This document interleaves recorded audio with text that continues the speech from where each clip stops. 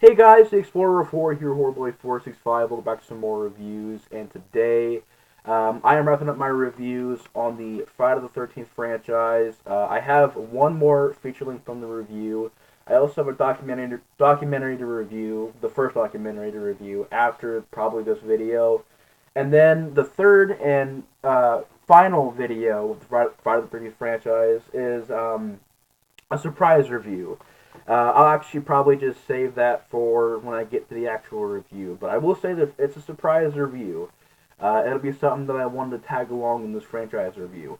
But as far as feature-length films go, this is the last film I'll be reviewing until the new Jason movie comes out eventually. But today I'm wrapping up my reviews on the film series with my review of Friday the 13th, 2009 remake, produced by Platinum Dunes, as well as I believe Paramount and New Line came together as well in this movie. And of course, with this remake, you had Michael Bay involved because Platinum Dunes. Directed by Marcus Nispel, who had directed another Platinum Dunes remake, Texas Chainsaw Massacre. I was thinking for a second if Conan the Barbarian was a Platinum Dunes movie. I'm not too sure. But Marcus Nispel also directed Conan the Barbarian, the remake, which I remember seeing like maybe 20 minutes of it and getting bored. But came out in 2009, gets a 5.6 on IMDb. Around this time, I remember being a pretty big fan of the franchise. Part 3, Part 2, Part 1. For some reason, I was a big fan of Jason X, and I watched a little bit of Freddy vs. Jason around this time as well. And seeing the commercials on TV, I remember being very hyped for this movie. I was like, oh, cool, a new Jason movie. And I went to the movie theaters, and this is basically the only Jason movie I've seen in the theaters so far. Until at least probably when the new movie comes out. But, so far, this is the only one I've seen in theaters. And going into the theaters and seeing this movie was definitely very fun. Everybody's having a good time with this movie. It was definitely a very good atmosphere in the theater to watch this movie. Um, and I remember, like, since the sexuality in this movie is so rampant, I had to basically keep my head turned for a big chunk of the movie. But the fact that I got to see this in the movie theater and this being the first time I ever seen a Jason movie in the theater, it's very, very, it was very, very cool. And basically, with this movie, it's kind of underrated in my opinion. This is said to be one that's one of the better ones in the franchise. It's a movie that really, on some levels, I can understand some of the hate, but on a lot of levels, I really don't understand why people, despise this movie. For me, this movie has problems. It's not a perfect remake. It's, a pretty fun, entertaining film. But is it as good as the first five Friday the 13th movies? I wouldn't say so. I would say it's maybe on the, part 7 and, for me, like the part 7 and part 6 and Freddy vs. Jason. Like, those movies are all fun movies, entertaining movies that I still really enjoy. Same like Jason Goes to Hell, I'd say it's there with that too. That's not a movie that people really aren't big fans of. But this movie is decent. I think it's a fun film. I think it still keeps a pretty good premise for a Jason film. I think Jason is very well done in the movie. I mean, he's very fast. There's traps being set up. There's basically a newer feel to Jason in this film. And I'm still a big fan of Kane Hodder, but Derek Mears did a great job playing Jason in this film. And the movie, I feel, is a very well shot movie. Marcus Nispel knows how to make good atmospheres, in my opinion. Just the way the movie's shot, the way it looks is very, it's very clear and very well shot, very well lit. Um, I will admit this, the shaky cam does get a bit annoying at times. There is times where you really don't know what happens. But as far as, the lighting and how the movie is shot and it looked, it was pretty decent. The shaky cam got a little bit annoying, but I can honestly look past that in this film. I can look past it more than the Rob Zombie remakes of Halloween. In those movies, the shaky cam is in like literally almost every scene. At least here, it's not so dark that I cannot tell what's going on. You know, that's also a thing that in the Raw Zombie movies, I can't. It's so dark I can't tell what's going on. But here, it's dark, but you can still tell what's going on. But the shaky cam does get annoying. I will admit that. But the story, I mean, the story is very basic. I mean, it starts off the beginning of the movie. It starts off where it's like the first movie where Jason's mom is chasing this girl and the girl chops her head off and you see Jason and he's watching his mom getting decapitated.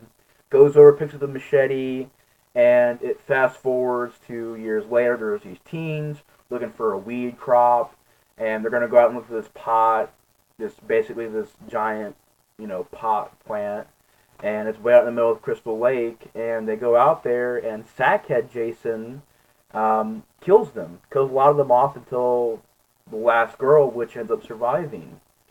And then there's this guy, I believe, like named Clay or something like that, played by Jared Padalecki, who I think would go on to be in like a TV show Supernatural, and he's also in House of Wax. Did a good job in House of Wax, but he's best known for Supernatural. But he did a very good job, very good lead. I can definitely say the cast of this movie's pretty decent. I think it's better than Freddy vs. Jason. I think it's better than Jason X. I think it's better than Part 7's cast or Part 8's cast. In my opinion, I just think the characters are more memorable. Like, the guy who played the jerk, pretty much Travis Van Winkle did a good job playing pretty much the college jock guy. Did a good job playing the jerk. Um, the guy, Aaron Yu, did a good job. He's pretty funny. Um, I also like a couple of the other members of the group. Arlen Arscapeta playing the character. Hang on, let's freeze him up. Lawrence did a good job. Danielle Panabaker as Jenna did a good job. I mean, this cast is pretty decent. I mean, a lot of the characters play their roles well. Got the hot chick, the Asian guy, uh, you know, uh, the lead guy, Clay, the lead girl, or who you think is the lead girl. And basically, Clay is this guy going out to Camp Crystal Lake, and his sister has been missing for a while.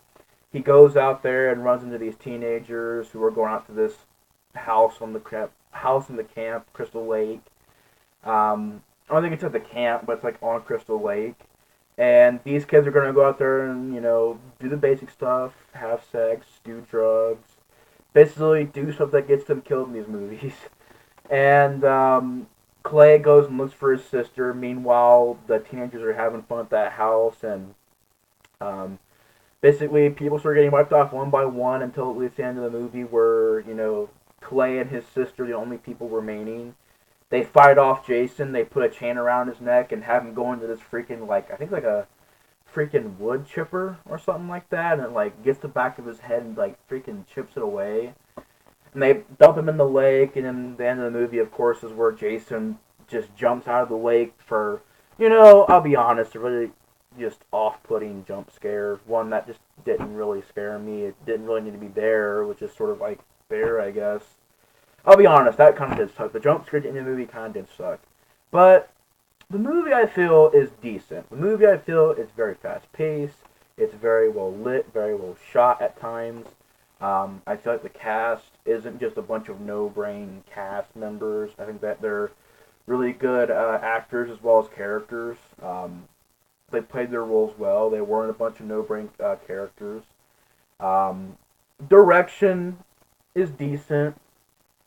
I mean, for the most part, it's decent. Besides the shaky cam, but, for the most part, it's decent. To be honest, this score, I don't mind.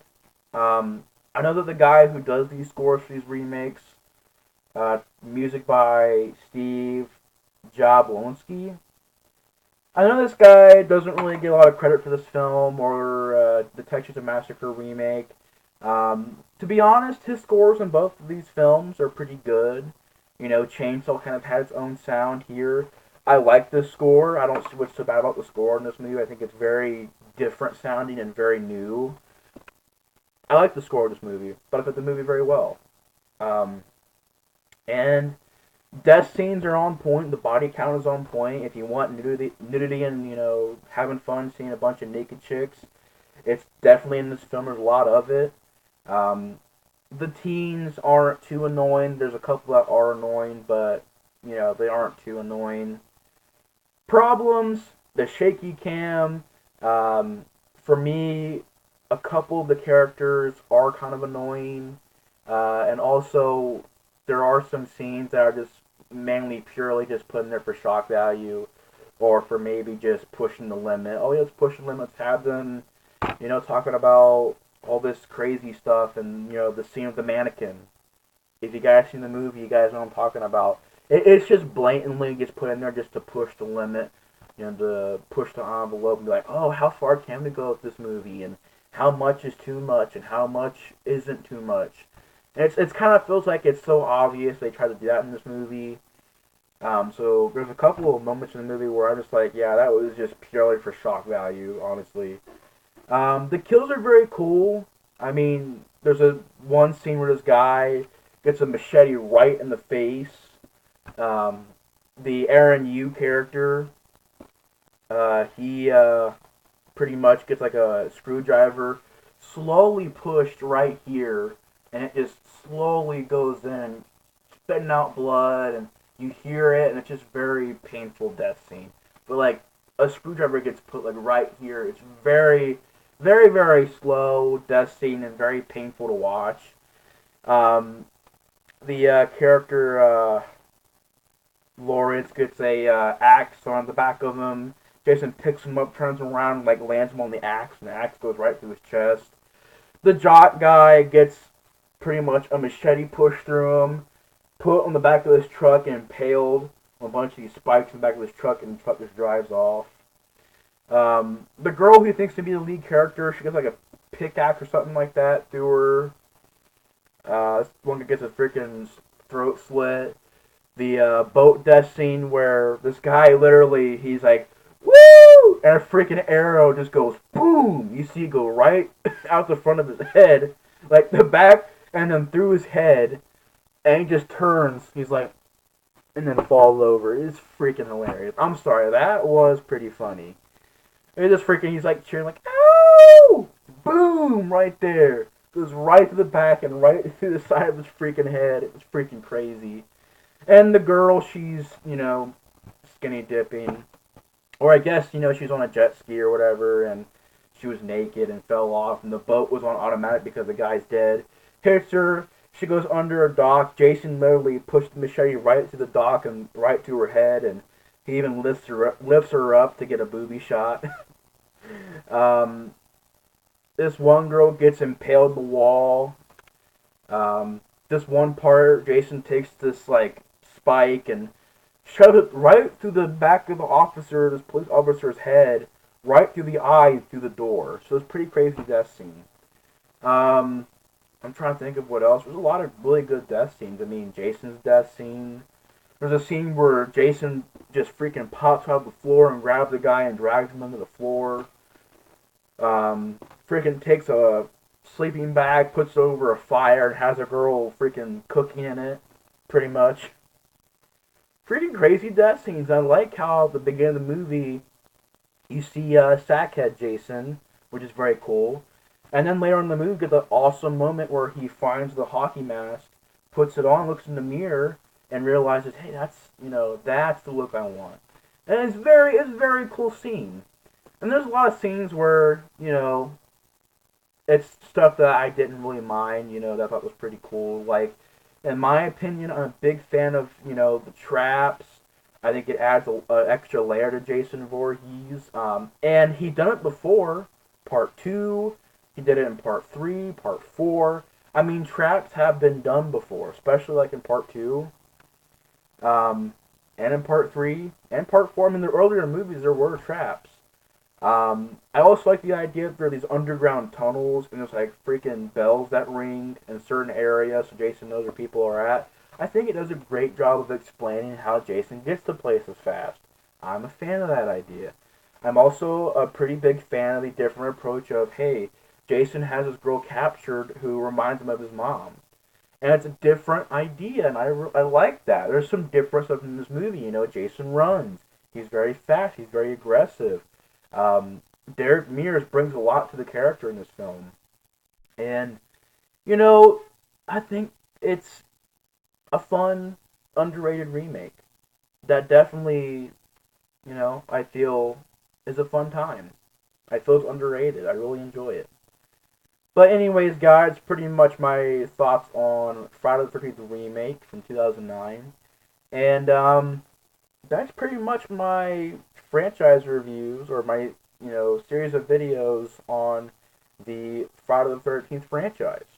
It's been a fun time, guys. I still got some videos coming to do with the Friday the 13th franchise in general.